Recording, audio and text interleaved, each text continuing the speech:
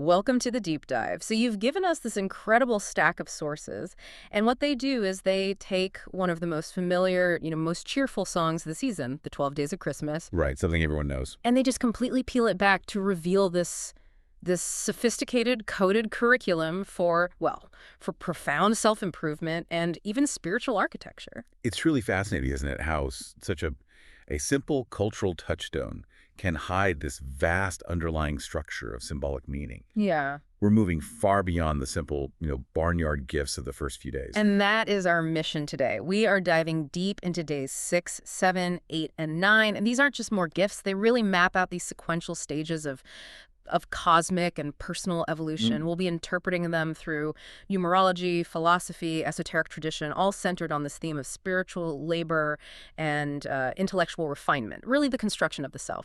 This carol is almost a hidden blueprint for life. Well, that's it. We're shifting from just receiving gifts to the internal work that's required to actually handle those gifts. The early days, they dealt with foundations. These days deal with the construction process itself. Moving towards a state of complete harmony. Exactly. Okay, so let's start with where the hard labor truly begins. Day 6. On the 6th day, the gift is 6 geese a-laying. It sounds so pastoral, evocative of new life. But tell us, what makes this image of 6 fertile birds bringing forth eggs? What makes that esoteric? It's a universal symbol of generation, of emergence. The goose and the egg, they're profound emblems of bringing forth the fruits of labor, of potential, becoming actual. Right. In creation myths all over the globe, the egg represents the vessel that holds all that cosmic potential. You're talking about things like the Egyptian tradition. Exactly. The Heliopolitan tradition, there's the great goose, sometimes called the gaggle-gaggle bird, which lay the cosmic egg from which the sun god Ra emerged. Bringing light and order from chaos. Precisely. And alchemists, too, they talked about the philosophical egg, that sealed vessel of transmutation where raw matter was refined into the elixir of life. The goose is the agent, and the egg is where spirit enters form. So the 6 geese, they represent the capacity to birth these spiritual eggs, new virtues, new truths, through disciplined effort. And the number 6 really drives that home. The number 6 is pivotal. It is the number of manifested creation. The world, according to Genesis, was completed in 6 days, and numerologically, it's significant because it's the first perfect number. Where the sum of its divisors, 1, 2, and 3 equals 6 itself. Yes. That mathematical balance, that proportion, it reflects the harmony you need to complete a perfect structure. And you can see that visually in the hexagram, the 6-pointed star, which is the ultimate symbol of spirit and matter coming together. You need both for creation, and that union is construction. Within the context of inner architecture, we connect the 6 to that pivotal moment in the fellow craft's journey, the 6 steps of the winding staircase, which represented the first 6 liberal arts and sciences, a curriculum of balanced labor. Right. And if the goose has to nest and tend and birth the egg, then the initiate has to perform that same labor on the self. Yeah. And this is where the metaphysical working tools come in. Okay, so what are the 6 essential tools needed to shape that structure? The 6 geese are analogous to the 6-fold labors using the tools of the craft. They are the instruments used to shape the material, and the material is you. So if we run through that list, there's the gavel, which we know is for removing the rough, superfluous aspects of one's character. Then the square for virtue. But what about the level and the plumb? Why are they so essential here? Well, the level is about recognizing equality, the understanding that everyone meets on the level of humanity, no matter their status. The plumb is the symbol of moral rectitude. Consistency. Consistency. You use a plumb line to make sure your walls are true, they're vertical, not leaning into instability. It asks you to check your own moral architecture every single day. Okay, so we have gavel for refinement, square for virtue, level for equality, plumb for consistency. What are the last 2? The trowel, which represents brotherly love, spreading the cement of union, and the compasses, which are crucial for keeping your passions within due bounds. That 6-fold action-shaping, refining, connecting, delivering truth through patient daily effort. That is the labor of day 6. It's physical, measurable work. And I found it fascinating that medieval stonemasons apparently referred to themselves as symbolic geese, the compagnons du Tour de France. They made that connection themselves. They did. So now we transition from the generative labor of day 6 to the elegant refinement of day 7, 7 swans of swimming. We shift from practical tools to something much more graceful, more intellectual. The swan is a profound step up. It symbolizes beauty, wisdom, and I think above all, transformation. a Quan's ability to exist gracefully on water but also take flight.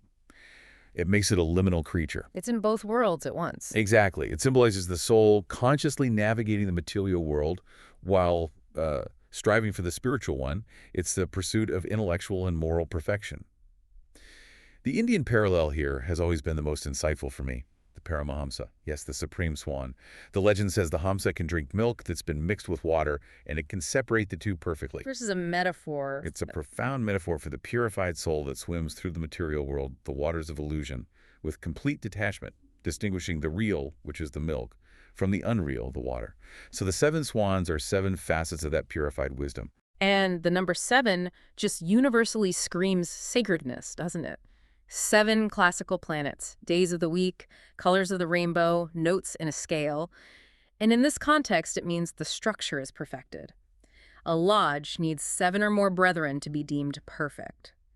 And the way you achieve that perfection is through the curriculum designed for the soul. The 7 liberal arts and sciences. The SLAS. These are the 7 rivers the soul has to swim in. Let's break that curriculum down a bit, because just listing them can be, well, overwhelming. They're divided into the trivium and the quadrivium, right? That's right. The trivium, grammar, rhetoric, and logic. That's all about the method of learning, clarity of thought. Grammar gives you structure, rhetoric lets you speak truth effectively, and logic helps you separate truth from falsehood. You can't build until you know how to think clearly. You can't. And once you've mastered how to think, then you move to the quadrivium, the mastery of number and mathematics. Which is where the deep architectural understanding comes in. Yes. Arithmetic is about proportion and moral order. Music is about the harmony of the cosmos, the idea that everything vibrates in a specific relationship. Astronomy expands your vision to the cosmic scale. And then there's geometry. Why is geometry always singled out in these traditions as the noblest science? Because geometry, especially sacred geometry, is understood to be the divine architect's blueprint. It's the language God used to order the universe. It's how you apply perfect numerical principles to the physical world, moving from abstract ideas to concrete, demonstrable form. And the swans are swimming. They're not just resting. The labor of day 6, the working tools, is refined by the curriculum of day 7. You have to constantly be moving through the waters of life with grace and purpose. The action is everything. It's a continuous journey of learning, and it parallels the alchemical great work, where the swan symbolizes the albedo, the purification stage after the darkness, where everything achieves clarity. Okay, so day 8 brings a really noticeable shift in tone. We go from those majestic, intellectual swans to the humble, earthy routine of 8 maids a-milking. It's a dramatic contrast. It suggests we have to pivot from that high intellectualism back to practical daily duty. And this quiet labor is perhaps the most profound, symbolically. It emphasizes humility, hidden service, and the sanctity of routine. The milk itself is an ancient symbol of spiritual sustenance, purity, divine abundance. It's life-giving nourishment. And the maid, by definition, is a figure of servitude. Her work is essential, but it isn't flashy. She's working out of duty, not for recognition. This directly reinforces that core principle, that true greatness is measured by what you do when no one is watching. The initiate enters the lodge, poor and penniless, to underscore the necessity of humility. So you can have all the knowledge, all 7 swans, but if you don't have the humility to do the daily, unglamorous work, the entire structure just fails. It will fail. And if you look at the number 8, it also ties into this idea of cyclical renewal, doesn't it? It does, regeneration. Right. It signifies balance, the eternal return. Turn the number sideways, and it's the symbol for infinity. In many traditions, the 8th day symbolizes resurrection, a new creation moving beyond the earthly cycle of 7. Geometrically, the octagon is that intermediary shape between the square, which is the earth, and the circle, which is heaven. So the 8 maids are agents of this spiritual cycle. They're constantly drawing moral sustenance from the daily grind and transforming it into nourishment. It is the unseen work. Like the operative masons on the cathedrals, working for decades, often anonymously. Exactly. Speculative masonry tells us that the true transformation of the self is subtle, internal, and it requires repetitive effort, just like the milkmaid's task. It has to be done twice a day, every day, or the whole system just collapses. So the maids represent cultivating virtues like fortitude, prudence, justice, all brought forth through tenderness and patient, repeated effort. It really forces you to ask, are you applying your refined knowledge in humble, practical service? And they work as a community of 8, modeling a well-functioning system. In any organization, certainly in a lodge, every single role, from the leader down to the person making sure the coffee is ready, is sacred service. It reminds us that sometimes the most important work is the unseen work. It's the person organizing, cleaning up, making sure everyone feels sustained. The simple, repeatable tasks that let the grand design flourish. Indeed. The made models that necessary balance. The quiet strength needed to draw profound moral substance from the mundane. Which brings us to the climax of this 4-day sequence on day 9, 9 ladies dancing. We've had the tools, the knowledge, the humble service now. Now we get flow, joy, and movement. This is where discipline finally meets sacred art.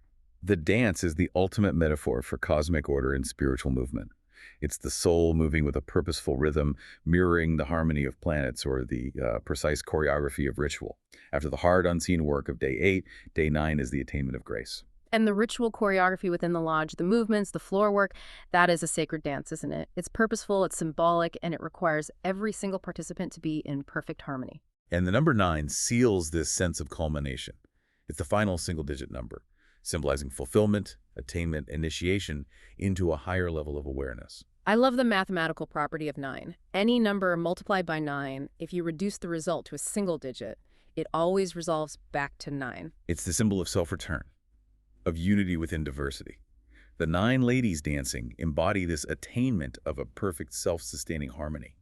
They are the realization of the work from the days before. Our sources connect these ladies directly to the 9 muses, representing the full spectrum of intellectual. Right. We often forget that these traditions are fundamentally about art and light, not just rules and geometry. You have Calliope, the muse of eloquence, ensuring truth is spoken beautifully; Urania, the muse of astronomy, connecting the craft to the cosmos; and Terpsichore. The muse of dance, embodying perfect rhythm. Exactly.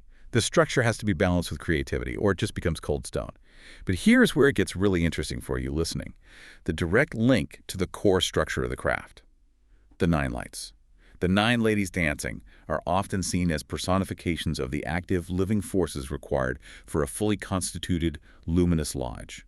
This is the moment. This is where the abstract concepts of days 6, 7, and 8 all materialize into a functioning, harmonious community. These are the 9 key officers who must work in perfect synchronicity. The worshipful master, the senior and junior wardens, the senior and junior deacons. The secretary, the treasurer, the tiler, and the chaplain. They are all dancing in harmony, fulfilling their precise, unique motions. If the junior deacon isn't moving properly to carry messages, or the treasurer isn't fulfilling their duty, the whole dance breaks down. The 9 lights must be lit for the lodge to be luminous. It's a complete synthesis.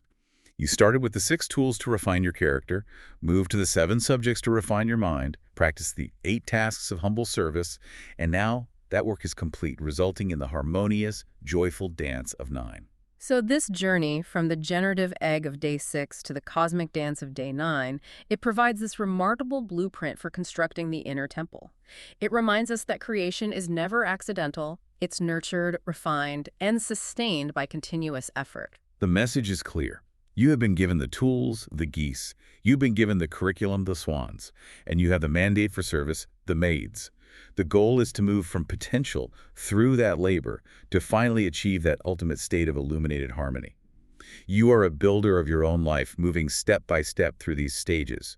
So as you reflect on the structure of your own day-to-day existence, ask yourself today, if the geese gave you the tools and the swans gave you the blueprint, which stage of construction are you currently avoiding? Are you neglecting the humble service of the 8 maids, or are you maybe rushing ahead without fully mastering the wisdom of the 7 swans?